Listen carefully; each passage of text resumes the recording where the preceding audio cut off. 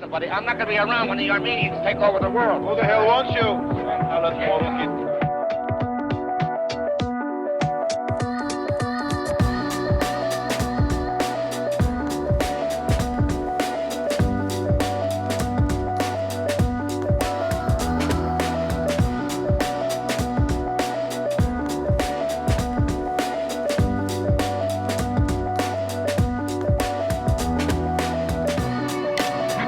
I'll bet I know more about Armenians than you do. I bet you do. Welcome, ladies and gentlemen, to the podcast. This is episode 11 of Lost in Hollywood. I am Karaoghlanian, and today's special guest is from the Armenian Film Society, Armen Karaoghlanian. Yes. That's correct, right? That's correct. All right. As long as I didn't mess it up or anything like That's that. as good as it's going to get. Okay, perfect. So the AFS, which is Armenian Film Society, is pretty much a nonprofit organization now, right? So what made you want to start something like that in regards to Armenian filmmaking, Armenian artists, from actresses and actors, composers, and etc.? Yeah, I went to film school, and a lot of my time there was learning about films and seeing films from all over the world and having guests come in and present their films. And those are really incredible events because I got access to a lot of great filmmakers and films. And after I graduated from film school, I started teaching at Woodbury University in Burbank. And I was teaching film, and I was showing films and bringing in filmmakers for Q&As, but they were not related to Armenian culture in any way. Okay. At the same time, I was writing about Armenian film for Yerevan magazine. Oh, okay. And I had like an online column. I was writing for the print magazine, and I would just write about Armenian films and Armenian filmmakers. When those two things went away from my life, Yerevan magazine shut down, and then I left I left Woodbury University.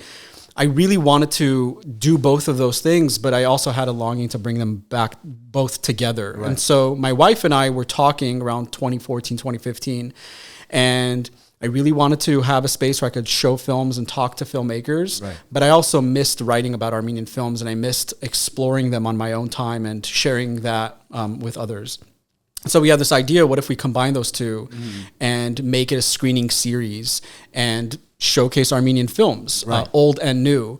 And so that was sort of the inception of the idea. Wonderful. A lot of great Armenian artists are out there. People need to explore great directors, actually great actors and actresses that, you know, they've changed their names. Yeah. But most people wouldn't know they're Armenian. They probably would think they're, I don't know, either Jewish, white, even Greek, right? Like the lady from My Big Fat Greek Wedding, very famous woman. Right. She's been in many, many films. Eric Bogosian, great actor, who's just in Uncut Gems with Adam Sandler, great film. Right. Who else? There's so many different ones. There's many, you know, when I was younger, I would always look out for Armenians in films. I would watch the credits. I thought I was the only one, you know, I was 12 and I thought I was the only one looking for Armenian last names. And then I got older, and then I, you know, realized my wife did the same, and everybody else that I knew did the same. And, you know, sometimes, like you said, there would be Armenians in films, but you wouldn't know it by their last names, and they wouldn't really talk about being Armenian. And you don't have sort of like social media now where they could be a little bit more vocal about it. I thought it was a very limited select group. I remember somebody telling me when we launched the Instagram for Armenian Film Society, they were like, well, you're going to run out of stuff to post about, you know, pretty soon.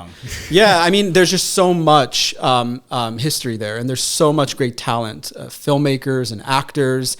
You'd be surprised. You know, it goes back to over 100 years ago. So there's a lot of great people working in film, both from the past and the present, and it's always exciting to come across, you know, somebody that you might have not heard about. I mean, gradually, you know, once you go through the rabbit hole, you're like, I didn't know that man or that writer or that, you know, cinematographer was, you know, Armenian, you know? I mean, in regards to like this podcast is not necessarily an Armenian podcast, but it just so happened to go down that road recently. A majority of the guests have been either of Armenian descent or something of that nature. That's why I always wanted to come and pick your brain because, well, this is the first time we're meeting one another in person, but we've met on Clubhouse when it was thriving and active during the pandemic, right? Late nights with a lot of people talking about all types of different things. And that was that's where, you know, I was like, oh, this is a smart man in regards to, like, you know, you dived in deep to figure out all these things. And even though with you have a background in filmmaking and film school, and you've taught, and I'm sure you continuously thrive in regards to always trying to find new things that you haven't seen before or heard of or anything of that nature. Yeah, I mean, I love watching films, and I watch as much films as I can. Right. Just even outside of Armenian Film Society, I'm a movie lover, and since childhood, I've sort of immersed myself in film. I try to watch as much as I can, and now, since Armenian Film Society's founding, obviously, I'm able to discover more. Mm-hmm. But people always ask me, like, where do you get this information from? It's you'd be surprised by watching so much, you discover so much. Of course, occasionally people will give us a tip and guide me to something that I haven't seen, but it comes naturally. I'm watching so much. I live and breathe, film, and right. I love the history of film, and so because of that, I'm able to kind of go in and find all of this incredible talent. Is there any specific genre that you're always interested in? Is it a little bit more dramatic? Is it a bit more, comedic, or it doesn't really make a difference? It doesn't make a difference. A good film is a good film. In fact, I want to surprise people. I don't like when people say, this is not a film you'd like. I love, some of my favorite movies are romantic comedies. And I think the romantic comedy might be my favorite genre because I think when it's done well and when it's at its best, it's probably the best. Good story, right? Usually. Well, it's just, there's something, I don't know. I'm married and I'm right there with you. Yeah, and I think it's like I think it's the craziest thing to meet someone, fall in love, in a world of several billion people. So again, when it's at its best, when it's at its worst, it's probably one of the worst sort of genres you can watch. It becomes cliche and yeah, I mean it's terrible, and we know like the cliche, really bad schlocky romantic comedies. But with that said. But there's a formula to that, right? There is a formula, but it's also like it allows itself to break out of that formula right. and really be experimental. But I watch anything. I love dramatic films because I think just in terms of like pacing a story, that's probably where I feel the most comfortable. But I'll watch anything, and my tastes have changed over the years. I've surprised myself. I want to be sort of like someone who's watching anything. You just want to give it a chance, right? I'll give anything a chance. Is it? Yeah. Do you watch it from like through, or within the 10, 12 minutes you would understand like, oh, this is. I've never turned off a film. So you're like, okay, I'm dedicated. This is it. We're going. Yeah, for better or for worse, I've never turned off a film, and I've only gotten up to go to the bathroom like several times in my entire life. But it sounds kind of. No, it's I just as much as possible. So I try to give films the attention that they deserve, and I don't take recommendations lightly, right? Like I always ask people what are your favorite films, because I want to explore and see. But I won't turn anything off. I will give it a chance. I'll go all the way through. I'll know pretty quickly, into it if it's something that's going to interest me. Number one favorite genre of most Armenian men is gangster movies. You got it. I mean, they're great. They're amazing. They're amazing. One of my first loves of genres in film is gangster films, and I don't know why and how. We just kind of grow up watching these movies. I think I don't know. It's just that extra masculinity that most of our culture holds. From our fathers, our grandfathers, our uncles, etc. I think it just is like, what? They try to cut, if it's a great story, they try to maneuver through the system and to see if they can, it's sometimes when it's written very, very well and the story and etc. Like, The Godfather, obviously The Godfather is one of the greatest movies, and it was actually its anniversary recently. Yeah. Amazing. And I can't even believe some of those guys are still alive. It's amazing. I mean, Godfather's a great film, and I think it's also, we relate to them because of like the family dynamic, right? Like you watch Godfather and it feels like an Armenian family at times, As Italians and Armenians, we share a lot of cultural similarities with one another. Definitely. That was actually one of my favorite films too. That's what actually my job now is to do like fashion photography and stuff like that. But my true love is, I was always into movies as a kid, 8, 9 years old, even though this is going to sound cheesy as hell, what I just tell you right now. Steven Seagal films. Hard to Kill. Come on, bro. We love him. It's so terrible the way he runs. It's even terrible. But we've lost that sort of like action star. In many ways. It's like I didn't grow up on those films, but I got into it sort of a little bit later in life. But God, I miss them. You know, I miss those. Bro, some of these they're the original superheroes. Absolutely, because some of this stuff is preposterous, bro. Yeah.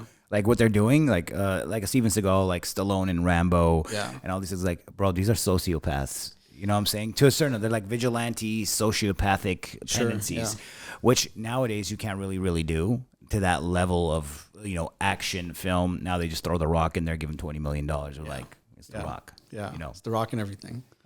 I fuck with The Rock. I like The Rock. I like him too. I think he's a very interesting personality as a person. You know what I'm saying? I think he's very, very approachable. You know? Yes, he's both at once like larger than life and down to earth and relatable. Absolutely. And he's got such great like screen energy and the fan base it transcends because he's a wrestler. Yeah. So that fan base kind of transitions into the movie industry with him, plus newer viewers as well. Right. And married to an Armenian. There's your Armenian connection for the day. Rock, please come to the show, into this little studio here. But yeah, man, I'm glad you came. As we were going back to the AFS, what is it exactly you're trying to do with the AFS? What is your ultimate goal for the Armenian Film Society? Just to educate and get more people to understand Armenian filmmakers and artists and etc. Is that the main goal? Or is there a little bit more to it than that? Yeah, I think that's part of it. You know, our goal from day one was to connect Armenians in the film industry, connect them with others in the industry, and provide a space where we can screen, watch, and make films. And you know, we held events as soon as we were founded on the first Friday of every month. So for the first 5 years of AFS's life, we had monthly screenings in Glendale, and we would show films that had never been shown before in some cases. In other cases, we would have films that we really didn't have like a platform for them, right? There's some films that they get made, they might play some film festivals, and then they'll disappear. And so we wanted to provide a way where we can connect with those filmmakers, watch those films. Because again, if you kind of go back to, you know, a younger version of me trying to source these films and watch them, much more difficult, right? Yeah, and in a lot of ways impossible. You know, there was I would hear about an Armenian film that was made, and then I would never see it, right? And it's hard to get distribution. It's hard to, and especially 10, 15, 20 years ago. Definitely. So we wanted to provide a way in which you could see these films, and then it sort of evolved. And, you know, now we're sort of, in many ways, a news source where we provide news and information about Armenians in the industry, and then films that are not Armenian related, but have an Armenian connection to them. That's right. There's, you got Sergio Leone. Yeah. Over there at Apple. They just did, what is it, Coda? No, so Sev didn't work on that film, but another gentleman did. And he, you know, he's someone that worked in the marketing campaign for that film, and film won Best Picture. A lot of, I think, Coda's success has to do with the way they rolled out that film and marketed that film. But, you know, that's a great example. You know, and Sev, on the other side of things, has been incredibly successful because he's such an incredible talent. I met him in film school, and I've seen his work over the last couple of years and how his career has evolved. There's Armenians everywhere, and we really want to make it a little bit more of an open network. And show people that there's more people working in the industry at a lot of different levels, you know, not just writers, directors, producers, actors, executives, publicists, really in every, you know, in every aspect of film. I mean, we're everywhere as in a culture, because like you were saying, back in the day, you would be ecstatic to see an Armenian person. Yeah. You know what I'm saying? The only time that I really like is someone that was so relevant was Jivan Gasparian when he did Gladiators.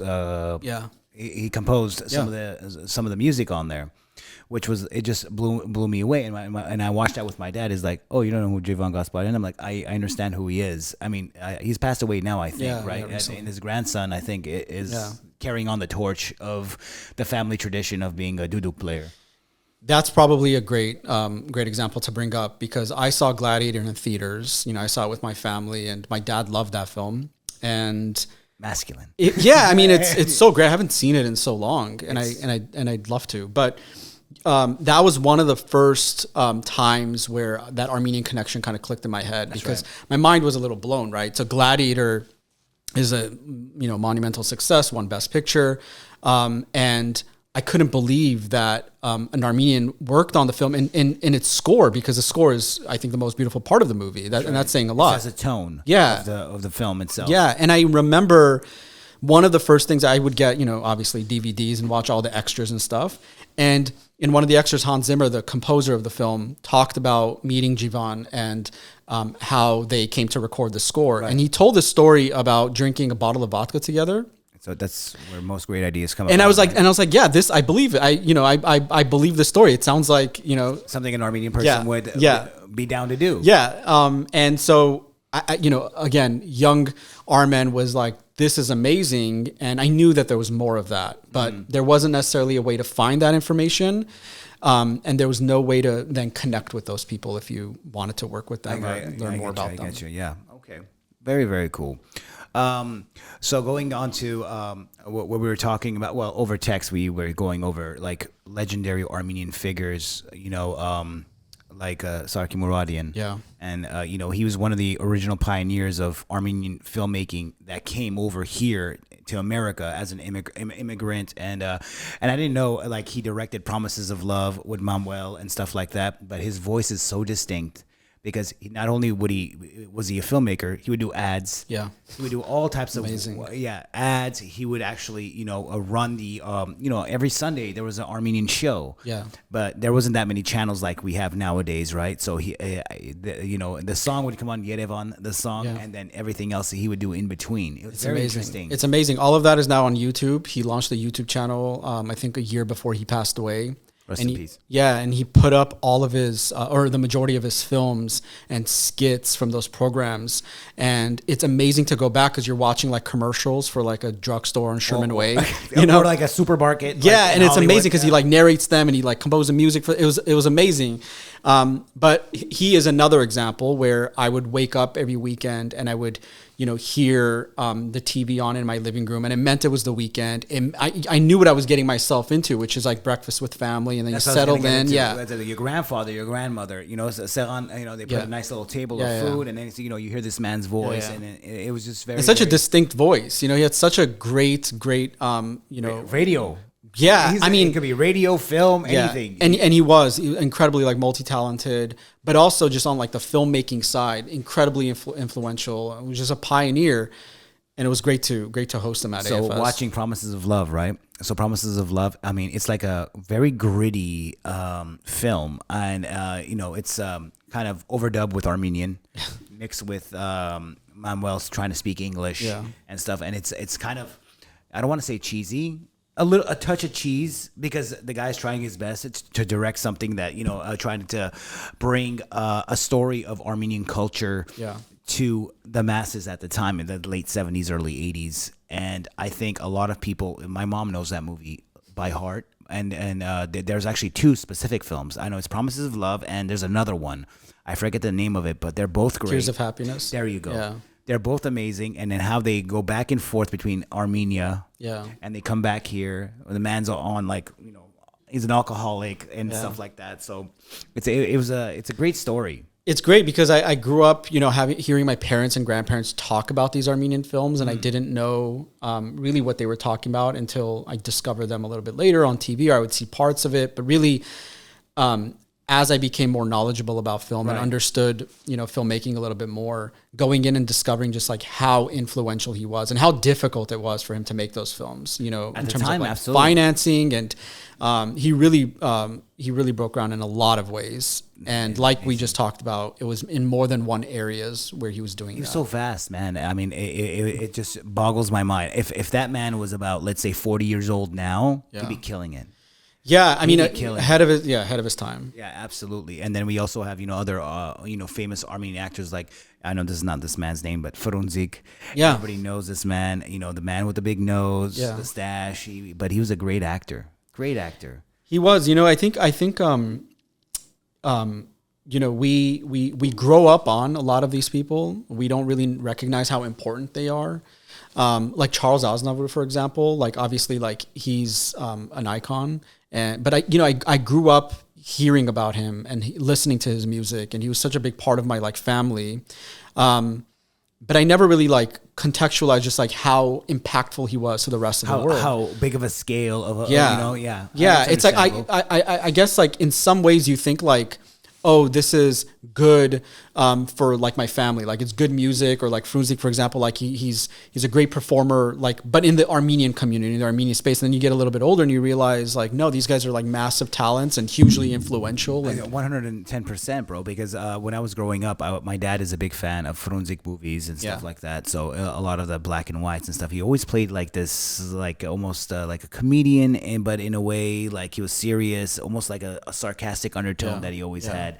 And I always appreciate it, but I didn't appreciate it when I was a kid, 12, 14 years old, 21, 22. And when I sat there, I'm like, all right, I'm going to watch this from beginning to end. I'm like, damn, this is some good shit. Yeah, and it's really good stuff. And kind of why AFS was also started is because I would hear about these movies and I'd see some of them on TV. And then I thought to myself, well, I'm sure all these people who grew up on these movies would love to see them again.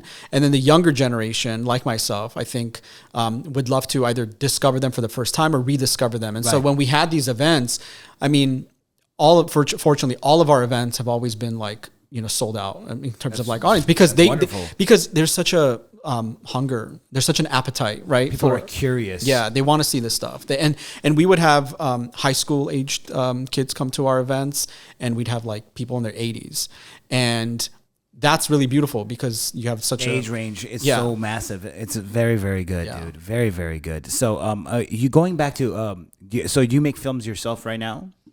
I do. I write, direct, and I produce whenever I can. Okay. So which one are you? Do you go which way do you go more towards? Writing, producing, directing? Probably directing. I've done all of those things over the last couple of years in very different forms, and I do them whenever I have something I'm excited about, something I'm passionate for, and when the opportunity presents itself. So recently, it's been a bit of producing, but previous to that. There's something on my mind that I want to make, a story that I want to tell, and I'll go make that. But, I've worked in film in all the different areas, like teaching and AFS and hosting these events. And I've written about film, and I've also made film. So again, that immersion of filmmaking, that's kind of what I live for. Wonderful. I don't know if you remember this conversation you and I had over back to the Clubhouse thing. Mm-hmm. We were talking about creating a retro Armenian gangster dramatic type of film. I don't know if you were in that room we were talking. I think so. Yeah. I still would love to do that. Yeah. But I have the stories in my head because I have wild stories that my uncle has told me, and he was part of that. Like that time period of the late 70s, early 80s, or when the Armenians were younger men, 15 to 18 to 22 years old, right around there, and the type of characters that they met throughout their, in their youth. It's very interesting how Hollywood now, Little Armenia, if most people don't, East Hollywood, that whole part of Santa Monica, Hollywood, Normandy, that little area was so influential in their, I guess, upbringing. It's very, very interesting. Yeah, I mean, I agree. I think it's, anytime a film is like true and, genuine, then I think, that makes for a really good film. And if it's something that you are, it's close to you and you feel like these are real people and real stories, then that's when you have a good film, in my opinion. And at least it's one of the ingredients. I'm trying to pick his brain so we can try to. Yeah, we might write this afterward. We're gonna drink some more whiskey later on, and we'll figure it out. I'm all for more gangster cinema. Yeah, I mean, because I haven't seen much Armenian gangster cinema. I've seen the dramatic. I've seen the love stories. Yeah, I see all that. And only the time I've really seen like Armenian like gangster realism is like a serial series. Oh yeah, it's like Vorogait. Yeah, remember that? Yeah, Every course. Armenian man and woman sitting there, be like, oh my god. Of course, yeah. Well, what's great is this is not really that, but one of Martin Scorsese's like writer collaborators was Mardik Martin, who's an Armenian. Okay. And he wrote a couple movies for Scorsese. Raging Bull is one of them. Mean Streets is another. Love it. And those that has some of those like gangster qualities, right? But you can see like the Armenian influence, and he's talked about like I drew inspiration from my friends and my family. Right. So I think on a larger scale of like a really notable filmmaker, you have examples of that. And then Steven Zaillian wrote American Gangster, which is another with Denzel, right? With Denzel and Ridley Scott, and so you have those, but there's also I'm talking about like Forefront. Yeah, I mean, no forefront. I mean, that's what this next generation of Armenians are for. I would hope so, man. I would hope so. Maybe you would be one of them. There's so many up and coming ones that we don't even know about. Yeah. That what they have planned. You know, and it's great that they're trying to immerse themselves into these films because whatever you take from your culture, I feel like.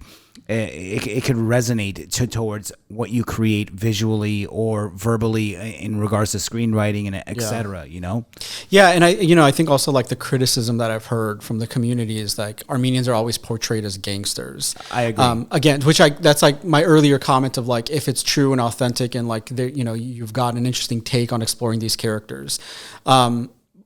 Unfortunately, like you see Armenians depicted as like gangsters in like even TV series, they'll mention some Armenian man's name and be like, oh, Gagik, whatever is, we're looking for him. But they don't even show him on screen. Right. Just the name is like, oh, they're Armenian. They're probably doing some type of criminal activity. Yeah. Did you see the cleaning lady or did you hear about? I saw the clips that you had posted.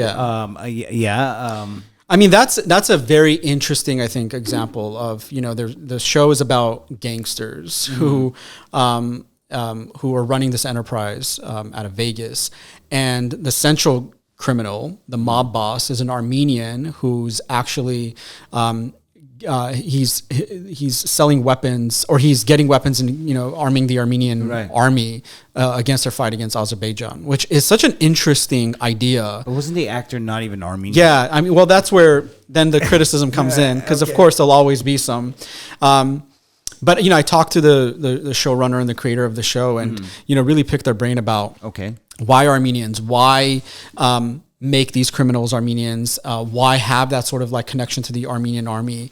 And they have great intentions of they want to show more layers to these people, but they admitted that they didn't have access to information and didn't get to sort of explore that a little bit further. So I appreciate filmmakers who are trying. I think there's always room for improvement, and I think there's more we can do. What I don't like are these like faceless two-dimensional characters. Absolutely. We've seen a lot of that over the last couple of years. So, dude, progress I've seen it for over a decade. Yeah, they have a little scene, and then it's always some Armenian dude, like I was trying to mention. Yeah. I wish it would be an actual real a real actor, like to play a role that's so has so many layers, and then that because there's great Armenian actresses and actors like. What's that lady's name from Westworld? Angela Sarafian. Angela Sarafian. Amazing. She's great. Amazing. She's in some of my favorite films, and I know that she's gonna continue to do good work, and I know that there's gonna be more Armenian stories that are gonna be told by Armenian filmmakers, and I think non-Armenian filmmakers hopefully will start integrating those characters into their stories as well. The first time I ever like an Armenian director to have a full feature film was actually Ararat. I went and I saw it at a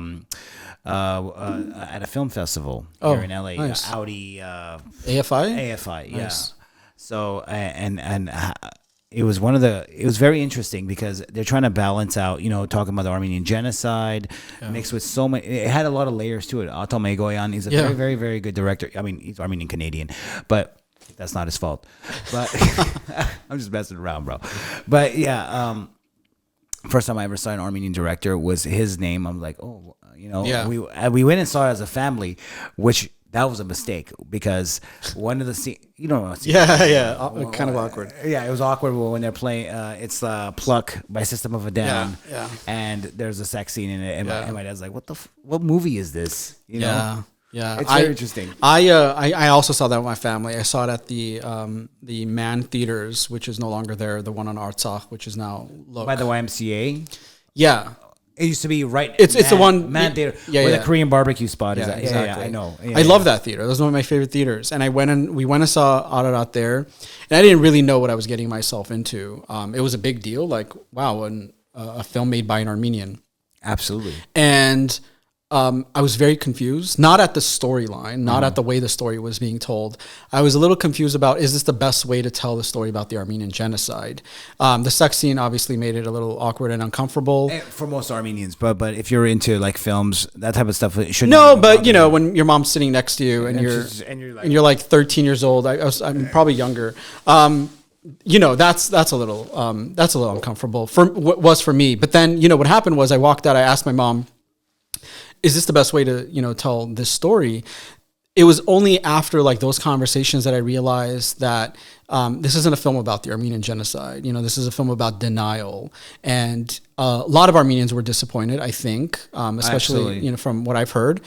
And I think it's because they were expecting like Schindler's List. They were expecting the promise, probably. Our Schindler's List, right? Our Schindler's List, Yeah. right. But this is not that. And, I know this now, but I didn't know this then. If you know Armen Karaoghlanian's films, you know that he makes these really complex stories, multifaceted, multi-layered. And Ararat is part of that sort of storytelling. And he's telling a film about denial and the generations of denial. And, I look back on it now and I think it's a really great film. I didn't dislike it when I saw it. I didn't either. I was just kind of mind blown because I hadn't really seen a film like that before, but I was just, I think it's pretty great. For an Armenian director to be a little, it's a dramatic film like you were mentioning, but at the same time being a little cheeky with what he's doing. I was like, I fuck with this man. Yeah, there's also so much happening in that film. Oh, like absolutely. there's the Arshak Gorky storyline. There's, the Charles Aznavour making a film within a film. There's a lot there. And again, I kind of go back to it now when I've, heard Armen Karaoghlanian talk about it.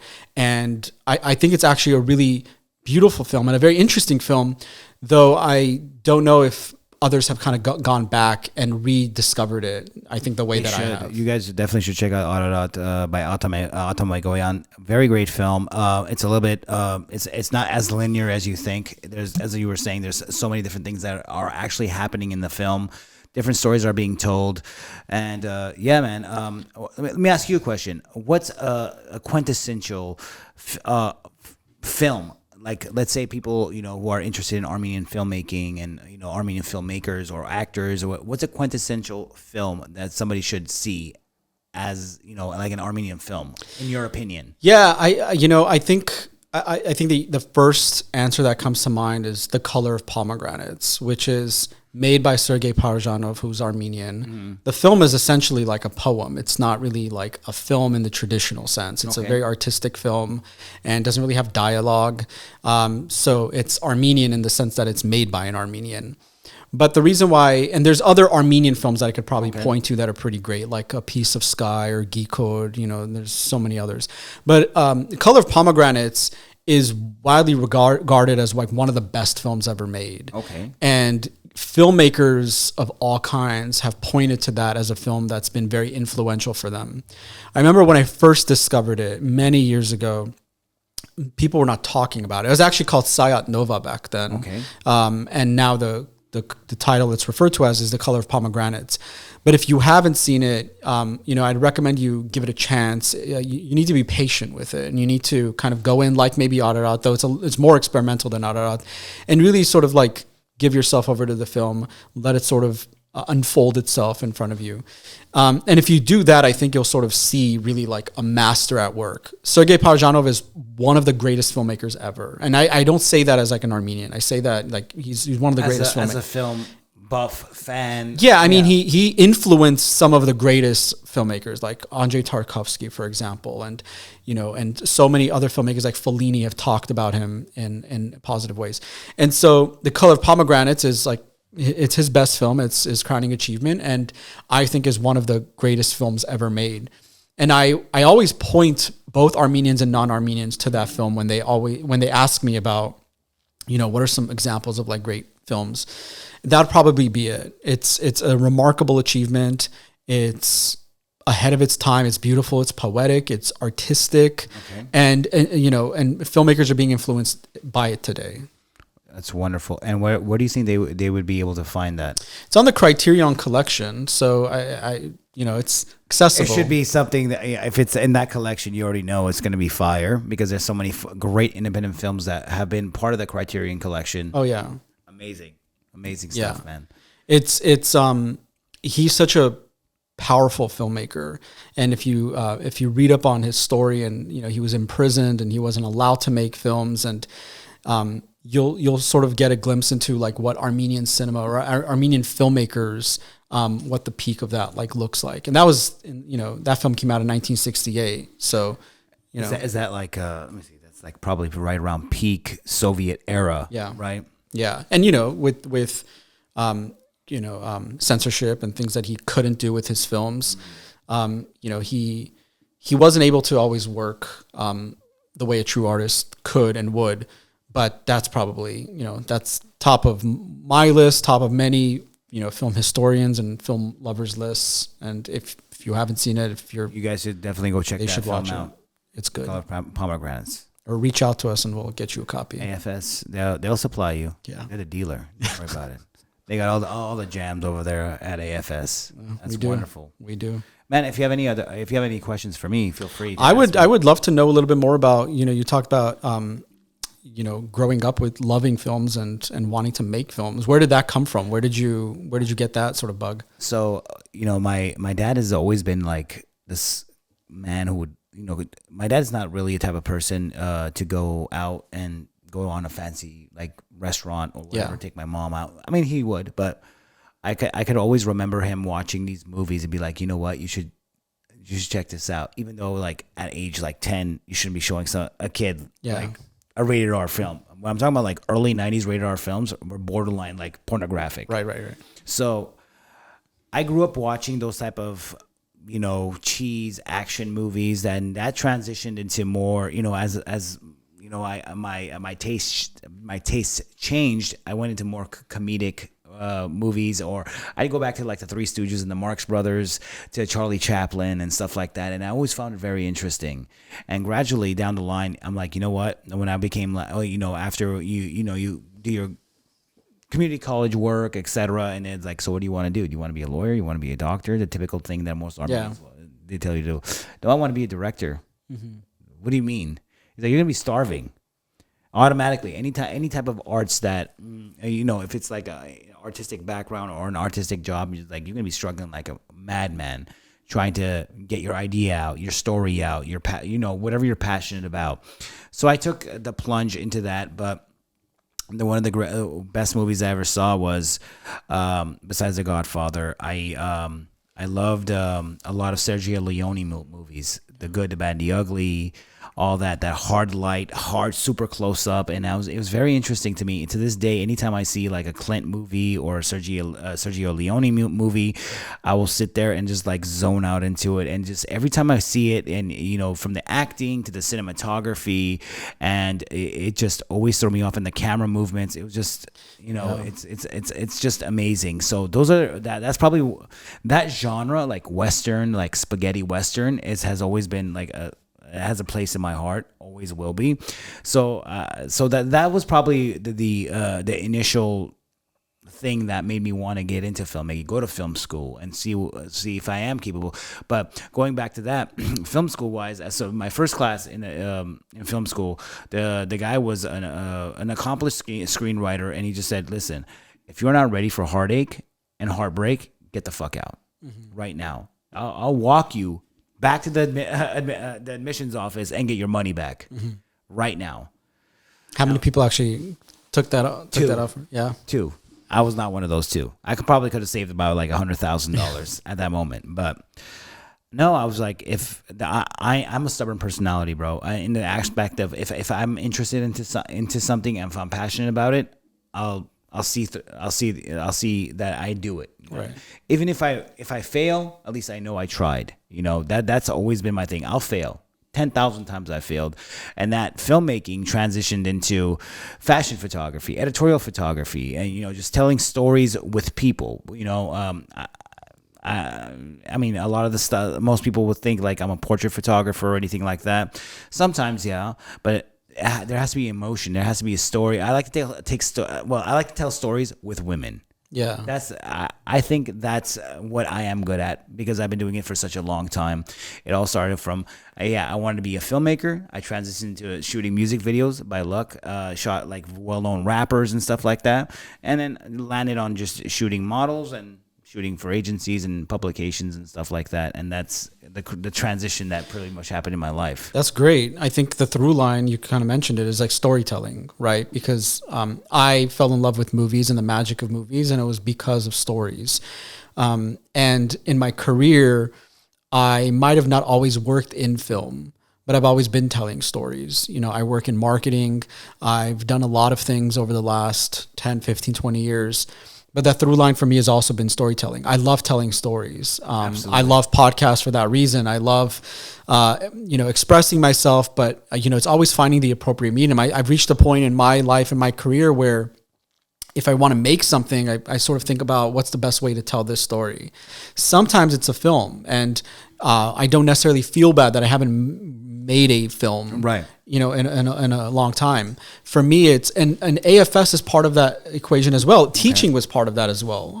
I also run a film and architecture publication, and even like writing reviews and essays on film. All of that to me is storytelling. Where can they find that if they're really interested in your architectural and film reviews? Yeah, that's at intjournal.com. It'll be here on the screen somewhere. Yeah. Interiors is a film and architecture publication that a good friend of mine and I started in 2011, which feels like a long time ago. And the reason for that was also because like I was in film school, he was in architecture school, and I wanted to secretly be an architect and he wanted to secretly be a filmmaker. Understand. And I, would take these classes or read these film books, and it would talk about like architecture and cinema, and it would be like a paragraph. It'd be like Blade Runner, and then that was it. Amazing film, by the way. But there's more to like architecture and film, right? That and Metropolis was like the big another amazing references. Film. Yeah, but I knew there was more because you watch films in film school and in life, and you see so much interesting production design and architecture in those films. And so we were like, hey, why don't we write about films from the perspective of architecture, focusing on the production design? And so what we did was I would write an essay. My friend would design a floor plan, an architectural floor plan of a space in a film. And then we would talk about it from the perspective of architecture. How is space used? Does the filmmaker cheat, the location and the space? And we've interviewed some of our favorite filmmakers. We've published a lot of great issues. We actually published a book during COVID, which is not a good time to publish books. But what's the book called, if you don't mind me asking? The book is called Interiors, and sort of the subtitle of it is the cinematic. Could they find that anywhere by any chance for all the listeners? Is it The Architecture of Cinematic Spaces? And they can't find it. Yeah, it's on Amazon. Look for that. Yeah. In the description. Yeah, and it's great because, we wrote about films and architecture for so long, and then we had its offer to write a book. And we were like, well, how do we write a book on film and architecture? There's so much to say. There's so many films to talk about. So then we decided to take a more simpler route, pick 10 films that were meaningful to us, and they were all very different from one another, and so we wrote about just those 10 films. What's one of the films that you guys mentioned in the actual book? There's a wide eclectic range of films. There's a film like Dr. Caligari, The Cabinet of Dr. Caligari, great film. And then there's Home Alone, which you don't think about like Home Alone as being like an architecture film, but like the whole final act of that film is like he's using his home to evade intruders. And he actually pulls up like a hand-drawn floor plan, right? Kevin's battle plan. That's right. Yeah, so it's interesting. What's interesting is to like dissect, a home like that and the space and understand, why does he, take the route that he does? You don't think about these things while watching a movie, but for us, it's really interesting. Like, why does he plan it in a way where he like escapes, the house and, zip lines into his treehouse? Why did all of these events go a certain way, and what if it didn't sort of like pan out the way that he had planned it out? That's diving deep. It's diving deep, but it's in the details, right? But the book is also written for like the casual like film lover. So you don't have to have seen these films, even like the artistic films, right? Like Caligari, though I would argue Home Alone is a very artistic film. But it's meant to be like a very light read. It's not, the essays are not long. They're like under 1,000 words. And they're meant to either make you want to watch the film or make you, help you understand a little bit more about what you have seen and hopefully loved. wealth of knowledge, Armen. Thank you. Of films. I'm telling you. I just love movies, man. I do too, but you love them more than me, apparently. It's, you know, again, the reason why I asked you about like how you came into loving movies is, you know, I have such an emotional connection to it, you know, and I was wondering if it was the same for you. The emotional part of it is spending time with my dad. You know, my dad always worked. He goes to work at 5 o'clock. My dad's about to be 69 years old, right? So since I was a kid, I always remember him going to work about 5:30 in the morning and come home at like 7. And we own our own personal business, you know, as a family and stuff. So he wasn't always there in the aspect of to come to like any sports things or anything of that nature. But I think that was the emotional connection between him and I. We could both sit down and either laugh and just like be shocked and awed by movies. Yeah. Around 7 to 9 o'clock, like make sure you finish your homework. Yeah. You know, and then we could watch a movie or whatever. It's great. Like I love like family movie nights because, you know, my family's a family of 4 growing up. And you know, how do you pick a film that everyone's going to be into? You know, Blockbuster was such a great era. Oh my God. Right? Because the reason why Blockbuster was great. Go, bro. Yeah. The reason why I loved Blockbuster is because we would go and walk the halls of Blockbuster, and you know, you've got my mom, my dad, my sister, and I. Everybody's looking at something else. Everyone's looking at something else completely, and then we just rent Dumb and Dumber and watch it for like the 400th time. Again, dumbass movie, but it's great. It's amazing. Great. It's amazing. It's a great. It's a great movie about stupidity, like a slapstick comedy. Yeah, I think so. I think it is a great movie, and I think you know, Jim Carrey, Jeff Daniels are. You know, Jeff Daniels. They're amazing. They're fantastic performers, and it's so funny. And it's, I've probably seen that movie more than any other movie in my lifetime. Really? Yeah, 100%. And we would you know, go on like family vacations, like Lake Arrowhead, and then we'd rent that movie. Or DVD? No, VHS. Yeah, and we'd watch it like 3 times a day, or at least I would. I don't know. Why didn't we just buy a copy? Isn't, you know, what I'm thinking about now? Probably would have been cheaper. Why are we renting this, right? Why are we renting we this? We spent like thousands of dollars renting Dumb and Dumber. We could have just... I think it just... The action of just going and getting it. You know? It was fun. And it was... There's a distinct scent in there. The carpet smelled like butter popcorn. Yeah, it was amazing. It was amazing. And it's the nostalgia of it, but it's... Even at the time, I remember it being like a family experience. I remember how like excited I'd get when my parents would say, okay, today's Friday night, we can go to Blockbuster. You know, the other thing better than that was like going to the movies. But at Blockbuster, you got to like have the experience of walk around and then go home and sit around the TV and watch it. And for me, I mean, you probably don't need to, you know, read too much into it. Like watching movies was like spending time with family. Absolutely, because even though you were sitting there mostly quietly, but you could kind of converse with them. It's like, oh, did you see that? You know, you see your mom laugh, your dad laugh, your sister, your brother, whomever, and you know, you share a memory. Like just like I had my memory, you have your own memories. Yeah. My mom is not my mother was never a movie person. She's like, I've been to one movie in my life, and that was Saturday Night Fever in 1970, whatever. Interesting. Yeah, I was like, why? She's like, I've always worked, so I've never been like into sitting in. She'll watch like series. Yeah. Or, like, it's funny. Music, you know. But so the filmmaking aspect came to me or transitions into that is from my father mainly. Do you watch more TV series now or more movies? You know, there's so much. Going into over-the-air streaming, there's way too much content, bro. Sometimes, I don't know if you get like this. Like, let's say you open up a Netflix, right? I'm like cruising for like 15 minutes. I'm like, oh, should I watch that?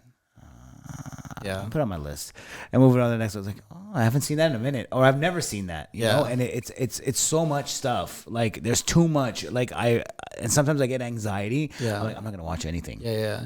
I tell myself I want to watch like a 90-minute movie, and then I spend 30 minutes trying to find a movie, and then I'm like, well, whatever movie I find is now going to be 90 plus 30, so I might as well have just picked a 2-hour movie to watch. And then I'm like, well, this was fun.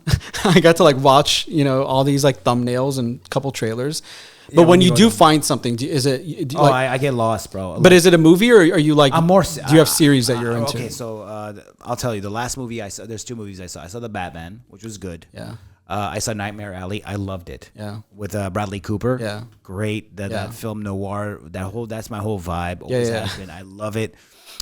Series wise, what would I've been watching? So I've been catching up to the last season of Ozark. Great filmmaking. Yeah. Ozark and Yellowstone. Yeah. That's another one. Do you have a preference though? If I don't care what it is, as long as there's a great story. Yeah. Again, going back to storytelling, it's for me. It could be as cinematic as possible. I love cinematography. I always look. I'm like, oh, I know how they lit that. Yeah. I know how they did that. You know what I'm saying? Right. And I've ruined movies for people at the movie theater. I'm like, oh well, they're bouncing 5K off that. I'm like, bro, shut the fuck up. Yeah, we're trying to watch this movie. We don't give a fuck what lighting it is. I'm like, oh, they're using negative fill. Nobody cares. Yeah, shut up. Surprisingly, people don't care about that. Yeah. But we care. Yeah, you know, yeah. If it's, especially like you've done it yourself or you've lit it yourself, and you're like. Yeah, I know how they do that. But in general, I've been more into series, man. I mean, the top 3 series, I just told you 2 of them. Another one was Peaky Blinders. I love that whole moody Manchester gypsy kind of. It was a very interesting story, and which is actually based on a true story to a certain extent, because most of those are not 100% true. Yeah. No, I mean, the reason why I ask is everybody I talk to, and I noticed this when I was teaching, and so I was, there's this younger generation of audiences watching stuff. Everybody's into series, and is it like the binge watch maybe back to back. I think it's that, but they also say like it lower commitment, which is funny because like nobody would watch an 8-hour movie, but they'd watch like 8 hours of TV, like because it would be the first in one sitting. In 1 or 2 episodes, you would know if you're going to be invested or not. Yeah, but you still sit there and watch like 8 hours of episodes. That's true. But if I told you I've got like a really good 8-hour movie, it's going to be a hard sell. Impossible. You can't even sell a movie over 3 hours. But Irishman. Yeah, that was with breaks. I think that deserved to be on Netflix, The Irishman, because I'm like, this is too long, bro. Yeah. It was like, a chronological order of like a timeline. I'm like, okay, he's useful here. We stop here. It's funny because people were talking about like chopping that up into like an 8-part Netflix series, which is interesting. That could have worked out. Yeah. But you saw it, right? I saw it in theater. Did you enjoy it? I did. I loved The Irishman. It was my favorite film that year. That's the year Uncut Gems came out. That was a good year for movies. I saw The Irishman in theaters, and then I saw it a couple times on Netflix. It's long, but it doesn't. For me, it doesn't feel that long. But I sort of set the expectation. Like I'm going in, I'm going to watch this movie. I don't like breaking things up. I try to watch it the way. I understand. But not a lot of people who I know wanted to watch that film and chose not to watch it because it's not twice. Yeah, but it's like, good. 3 hours. The first time I went through it about 2.5 hours. I'm like, I gotta use the restroom, bro. Yeah, that's fine. You know what I'm saying? I'm like, I gotta go 2 minutes, and come back. But I saw it the second time. I saw it in breaks because I was watching it with my father-in-law, and he's like, "Oh, this is a long movie." I'm like, he's like, all my favorites are here, but it's too long for me. Yeah, I'm like. I think a series gives you those breaks, right? And so while Irishman is like 3 hours, or like there's obviously longer films, a series gives you like an hour to sort of like choose if you'd like to continue that adventure that night. And to soak in maybe. Or soak in, and then you sort of say, well, I'll do another one. It's only an hour. And in that downtime, you're checking your phone, you're going to the bathroom, whatever. But, obviously TV and series have gone incredibly they're winning massive awards. They're all doing over incredibly the well. They're incredibly well made stuff, but also now the lines are getting blurred, and what is a movie, and you can have that conversation. That's also true because now most people actually they premiere their movie even on YouTube, as long as the following is big enough to Well, yeah, because to kind of go back to that question, like what is a film, right? Because previously it had to have theatrical release, and then if a film doesn't get released theatrically because of COVID or other reasons like that, and with Netflix and other streaming services becoming popular, then that obviously doesn't apply anymore. And so that's true. There's so many great shows, so many great films that are out right now. You guys should check it out. I mean, last year alone, there was some good stuff that came out. A year before that, there was some fire stuff that came out too. I think this is shaping up to be an amazing year of film. This 2022? Yeah. I mean, there's so many great films coming out this year. Scorsese's got a film, and Andrew Dominique, who's one of my favorite filmmakers because he made a film called The Assassination of Jesse James. With the coward. Is that the one? Yeah, the full title is The Assassination of Jesse James by the coward Robert Ford. Brad Pitt, Casey Roger Affleck. Deakins, by the way. Yes. Oh my God, amazing. that's probably the greatest cinematography I've ever seen. The music is amazing. It's actually coming to the New Beverly in a couple weeks, and I have to see it. But he has a new film coming out. He hasn't made a film in 10 years, I think. So, and then there's a lot of other great films. Damien Chazelle has a film this year. Steven Spielberg has a film this year. And already we've seen like the Batman I thought was really good. It was so moody. It was very moody. And most people are like... It's my type of Batman. Mine too. He's like, bro, Batman is a vigilante. I don't give a fuck. It's not a superhero. He's a vigilante. He's there to fuck shit up. Yeah. And period. End of story. Yeah. So I think like, big blockbusters and small intimate films. Kimmy is another film that I love, directed by Steven Soderbergh. It's on HBO Max. I love that movie. Everything I've seen, like the Kanye documentary series on Netflix was great. Yeah, that was good. So I don't know. Everything this year I'm seeing is pretty good. What's the most recent? There's actually a very good show. It's based on the Los Angeles Lakers. I don't know if you've seen it. I'm watching that now. It's so good. It's great. John C. Reilly playing Jerry Buss. It's probably amazing. It's probably the greatest. I was like, this is him. No, this literally. I think that is one of my all-time favorite performances I've seen in like a TV series. He's so good. The show is interesting. It's very all over the place. I love the editing and the cinematography. Yeah. How they go from Super 8 to but they add that vintage 35 millimeter look to it. Yeah. It's very, very good. But I mean, as a Lakers fan, I can watch hours of this. I could literally just watch an episode every day, probably for the rest of my life. And I just want more and more and more. We look forward to it every week. So me and my wife, definitely. We're like, oh, dude, we have to watch this. And I've put on a lot of people to that show who are humongous Laker fans, didn't even know the show existed. Yeah. I'm like, dude, you have to watch this. They're like, dude, this is it. It's fun. It's so much fun. And the casting in that show is... probably probably the greatest casting because everybody not only like looks like the actors, but they're also really great actors. I'm of the opinion that you don't need to cast actors that necessarily look like these historical figures, but Winning Time does a great job at like casting somebody that looks like their respective characters, and then they're actually like really great. The most as those perfect role, I'm telling you, is John C. Reilly as Jerry Buss. He's amazing. I don't know how he played that. I mean.